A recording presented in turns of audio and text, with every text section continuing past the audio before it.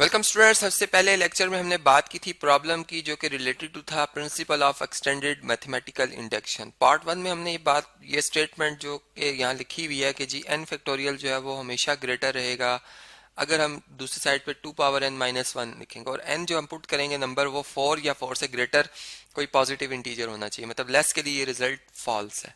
ठीक है, तो ये हमने प्रूव भी किया था मैथमेटिकल जो हमारे पास एक्सटेंडेड मैथमेटिकल इंडक्शन है उससे। अब इसी तरह से हम जो है वो सेकंड जो हमारा पार्ट था जिसमें कि 4 पावर n हमने प्रूव करनी है कि ये हमेशा ग्रेटर होगी 3 power n plus 2 power n minus one से, और इसमें जो हम n पुट करेंगे वो पॉजिटिव इंटीजर्स में से जो नंबर सेलेक्ट करेंगे वो 2 या उससे ग्रेटर नंबर हो तब ये ट्रू है। लेकिन अगर आप 1 माइनस वन या 0 या कोई भी सा जो नेगेटिव इंटीजर्स हैं उनको पुट करेंगे तो ये रिजल्ट रॉन्ग हो जाएगा। ठीक है, तो चलें जी, अब हम इसके ऊपर बात कर लेते हैं। ये मैंने कॉपी करके अलग से रखा हुआ है ताकि हम जरा इस पर ज्यादा फोकस कर सकें। ठीक है, तो चलें क्वेश्चन रीड करते हैं। Use the principle of extended mathematical induction to prove that 4 power n is more than 3 power n plus 2 power n minus 1 for integral values of n more than 2 और equal to 2। ठीक है जी, अब देखें इसमें जो extended mathematical induction है इसकी जो कंडीशन 1 है, ठीक है, वो क्या है, हम यहाँ पे लिख लेंगे फॉर कंडीशन 1। ठीक है जी, फॉर कंडीशन 1। ठीक है, इसमें हम जो सपोज कर लेते हैं लेट्स से कि जो हमारी गिवन स्टेटमेंट है, ठीक है, हम यूं बात कर सकते हैं कि जो गिवन स्टेटमेंट है लेट्स से कि ये s ऑफ n है। ठीक है, s of n be the given statement. ठीक है, तो फिर हम इसे किस तरह से लिख सकते हैं जी, फिर हम इसे यूं लिख सकते हैं कि ये हमारे पास बन जाएगी देन s ऑफ n जो है वो सच दैट कि 4 power n is more than 3 power n plus 2 power n minus one. ठीक है, अब इसमें हम ऐसा करते हैं कि हम इसमें जो है वो n को, चूंकि हम जब प्रिंसिपल जो इंडक्शन है उसकी बात कर रहे होते थे मैथमेटिकल इंडक्शन, तो इसमें हम 1 पुट करते थे। लेकिन अब हम जो है इसमें क्या करेंगे, अब हम इसमें जो है वो चूंकि 2 से ग्रेटर की बात 2 की बात की जाए तो 2 पुट कर लेंगे। ठीक है, तो हमारे पास क्या बन जाएगा, then we have s of 2। ठीक है, मतलब सेकंड नंबर के लिए या सेकंड जो पॉजिटिव इंटीजर उसके लिए स्टेटमेंट बन जाएगी 4 पावर 2, ठीक है, is more than 3 power 2 plus 2 power 2 minus one. ठीक है, अब इसको जरा कैलकुलेट करते हैं, देखते हैं क्या ये ट्रू आ रहा है या रॉन्ग फॉल्स आएगा। 4 पावर 2 16 होती है। ठीक है, 3 पावर 2 9 है और ये 2 पावर 1 इज 2, तो 9 प्लस 2 इज लेस देन 16 या 16 is greater than 9 plus 2 which is true. ठीक है, ये क्या है, रिजल्ट है जी हमारा विच इज ट्रू। तो इसका मतलब कि जब ये रिजल्ट ट्रू है तो कंडीशन 1 तो सेटिस्फाई हो गई। ठीक है, दिस इंप्लाइज के जो कंडीशन 1 है, कंडीशन 1 ये ट्रू है, कंडीशन 1 इज ट्रू। ठीक है, लेकिन अभी भी हम इसको नहीं कह सकते कि ओवरऑल ये स्टेटमेंट ट्रू है। ठीक है, अब हम सेकंड कंडीशन की तरफ चलते हैं। हम यूँ कहते हैं लेट द जो हमारी ये इनइक्वालिटी है, ठीक है जी, चूंकि इनइक्वालिटी की हम बात कर रहे हैं, बी ट्रू, इसको हम सपोज करें, मतलब हाइपोथेसिस जो है क्रिएट कर रहे हैं अपना कि ये for n equal to k के लिए जो है वो k चूंकि एक पॉजिटिव इंटीजर है उसके लिए ये ट्रू है। ठीक है, यहाँ पे पॉजिटिव का साइन भी लगा देता हूँ और ये भी साथ में बता देता हूँ चलें कि जो k है वो 2 या 2 से ग्रेटर नंबर की हम बात कर रहे हैं। ठीक है, तो अब जो यही हमारी जो स्टेटमेंट है वो क्या बन जाएगी, वो कुछ इस तरह से बन जाएगी कि हम लिख रहे होंगे इसमें जैसे 4 पावर 2 थी, अब 4 पावर k आ जाएगी, is more than 3 power k plus 2 power k minus one. ठीक है जी, ये आ जाएगी, इसे हम कह लेते हैं कि ये हमारी इनइक्वालिटी नंबर 1 है। ठीक है, और अब हम इस जो रिजल्ट है वो प्रूव करने जा रहे हैं कि वो k प्लस 1 के लिए भी ट्रू है। ठीक है, नाउ फॉर k प्लस 1, ठीक है, या यूं लिख लेते हैं n equal to k plus 1। ठीक है, n equal to k plus 1, we have to prove that it is true for या s of k plus 1 is true for is true। ठीक है, और अगर ये ट्रू हो जाएगा then we can say that it is true for all positive integers. ठीक है जी। और अब इसमें जब हम ये बात लिख रहे हैं, ठीक है, तो हमारे पास जो स्टेटमेंट बनेगी, जो स्टेटमेंट बनेगी वो क्या बनेगी, एस ऑफ के प्लस वन अगर हम लिखें तो क्या लिखें। ठीक है, यहाँ पर क्या बन जाएगा, 4 पावर के की जगह अब के प्लस वन आ जाएगा रिप्लेस होके, ठीक है, एन एन की जगह।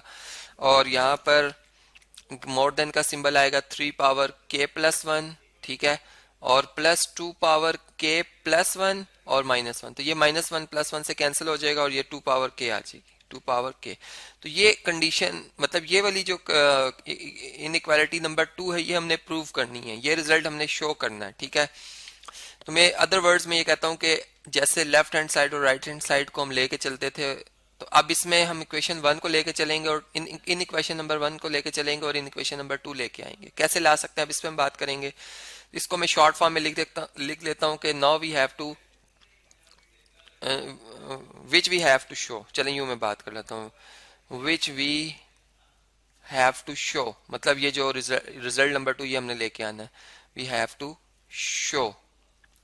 और हमें गिवन क्या है, अब हम गिवन से लेके चलते हैं। अब हमारा जो गिवन है वो है कि 4 पावर के इज मोर देन 3 पावर के प्लस 2 पावर के माइनस वन। ठीक है, ये रिजल्ट हमारा गिवन है। अब इसमें हम क्या कंडीशन लगा सकते हैं, हम इसमें इस तरह से कर सकते हैं कि अगर मैं 4 से मल्टीप्लाई कर दूं, 4 से मल्टीप्लाई कर दूं ऑन बोथ साइड, ठीक है, इनइक्वालिटी को 4 से हम दोनों तरफ मल्टीप्लाई करते हैं, तो 4 मल्टीप्लाई होगा 4 पावर के से भी लेफ्ट साइड पे, और यहाँ पे 4 मल्टीप्लाई होगा 3 पावर के प्लस 2 पावर के माइनस वन से। ठीक है जी, इस तरह से हो जाएगा।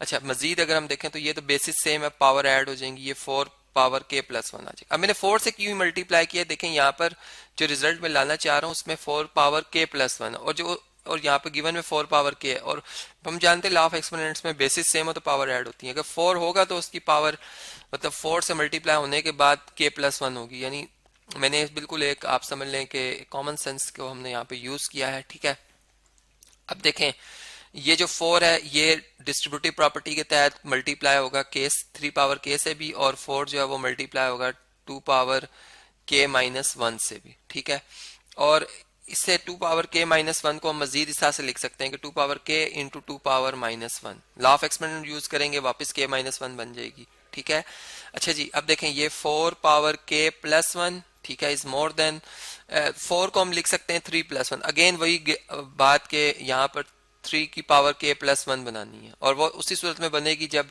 यहाँ पर 3 लिखा होगा। ठीक है, तो ये 3 पावर के, और इसे चलें इसे हम यूं कर सकते हैं कि ये हमारे पास 4 इंटू 2 पावर के डिवाइडेड बाई 2 है, चूंकि ये 2 इनवर्स है जो कि 1/2 के इक्वल होता है, ये 2 इस 4 को कैंसिल कर देगा, 2 आ जाएगा। ठीक है, ये बात क्लियर होगी आपको यहाँ पे। अब देखें इससे मजीद हम इसको लिख सकते हैं 4 पावर के plus one is more than, ठीक है जी, ये जो 3 मल्टीप्लाई होगा 3 पावर के से, तो 3 इंटू 3 पावर के आ जाएगा। ठीक है, फिर 1 भी मल्टीप्लाई होगा 3 पावर के से, तो यहाँ पे 3 पावर के आ जाएगा। यहाँ पर ये 2 टाइम्स 2 पावर के लिखा हुआ है, 2 दफा 2 पावर के है, इसका मतलब इसको मैं अगर ब्रेक करके लिखूं तो एक दफा लिखूंगा 2 पावर के, फिर प्लस 2 पावर के, जो कि ऐड होने के बाद क्या बनेगी 2 इंटू 2 पावर के, जो कि वापस यही बन जाता है जो इधर नंबर लिखा हुआ है 2 मल्टीप्लाई बाय 2 पावर के। ठीक है जी, क्लियर हो रही है बात आपको। अब देखें इसमें हम मजीद इसको क्या कर सकते हैं कि ये 4 पावर के प्लस वन, ठीक है, इज मोर देन 3 पावर के प्लस वन, ये देखें ये बेसिस सेम है, पावर ऐड हो जाएंगी, और इस 2 पावर के को मैं उठाकर शिफ्ट कर लेता हूँ, यहाँ पे लिख देता हूँ 3 पावर के का, तो ये 2 पावर के अब प्लस 3 पावर के और प्लस 2 पावर के। ठीक है जी, 2 पावर के।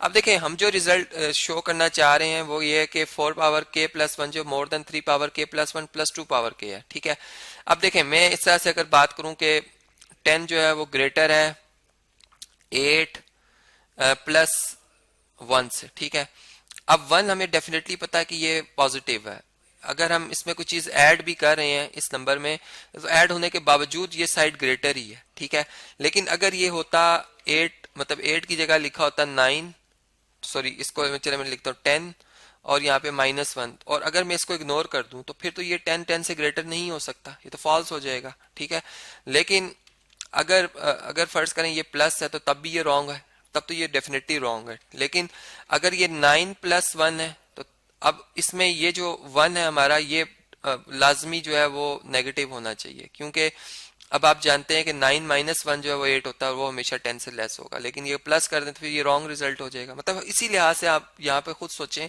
कि ये जो हमारी राइट हैंड साइड है वो लेफ्ट हैंड साइड से ग्रेटर होनी चाहिए, ठीक है। अब ये नंबर दोनों ऐड हो रहे हैं इस वाले नंबर में, ठीक है, इस वाले नंबर में ऐड हो रहे हैं, ठीक है। और तब जो रिजल्ट आ रहा है तब भी वो इस 4 पावर k+1 से छोटा ही आ रहा है और ये रिजल्ट बड़ा आ रहा है। तो हमने किसी तरह ये बात साबित करनी है कि ये नंबर पॉजिटिव है। अगर ये नेगेटिव हुआ तो जाहिर बात है कि फिर इसका मतलब ये नंबर ग्रेटर हो सकता है इससे, ये पॉसिबिलिटी है कि नंबर इससे ग्रेटर और इसमें से हम कुछ कम करें तब ये उससे लेस हो रहा है, ठीक है। मतलब ऊपर जिससे मैं नंबर से आपको समझा रहा था, तो यहाँ पर हम फिर यूं बात कर लेते हैं कि हम देख रहे हैं कि वी नो डैट, हम यूं लिखेंगे कि वी नो डैट के जो 2 पावर k है, 2 पावर k, और फिर देखें k हम जो पुट कर रहे हैं वो 2 से ग्रेटर पॉजिटिव इंटीजर पुट कर रहे हैं तो ये डेफिनेटली ग्रेटर देन 0 आएगा। और इसी तरह से 3 पावर k भी डेफिनेटली 0 से ग्रेटर आएगा। फिर दो पॉजिटिव नंबर्स को आप ऐड कर रहे हो कि 2 power k plus 3 power k, इन दोनों को ऐड करो तो ये फिर डेफिनेटली 0 से ग्रेटर आएगा। मतलब ये पॉजिटिव है, दैट इज पॉजिटिव, ठीक है। तो इसका मतलब कि ये जो अगर हम इसमें से इग्नोर भी कर दें ये वाला नंबर, ठीक है, तब भी ये जो 4 पावर k+1 है ये ग्रेटर ही रहेगा, ठीक है। दिस इंप्लाइज कि जो 4 पावर k+1 है ये मोर देन, ये ग्रेटर ही रहेगा किससे जी, 3 power k+1 plus 2 power k से, ठीक है। और विच इज ट्रू, ठीक है, क्योंकि ये हम जो है वो उसी गिवन कंडीशन से लेके आए हैं ये रिजल्ट, ठीक है, और जो कि हमारा रिक्वायर्ड रिजल्ट था, ठीक है। तो ये हमारा रिजल्ट यहाँ पर प्रूव्ड हो रहा है जो कि हमने प्रूव करना था, ठीक है। सो हम कह सकते हैं कि कंडीशन 2 जो है वो भी सेटिस्फाइड हो गई है, ठीक है। Condition 2 is also satisfied. तो इसका मतलब कि फिर ये फॉर ऑल जो पॉजिटिव इंटीजर्स के लिए बाय एक्सटेंडेड या principal of extended mathematical induction हम कह सकते हैं कि ये जो रिजल्ट है हमारी स्टेटमेंट है ये ट्रू है फॉर ऑल इंटीजर्स जो कि 2 के इक्वल या 2 से ग्रेटर है।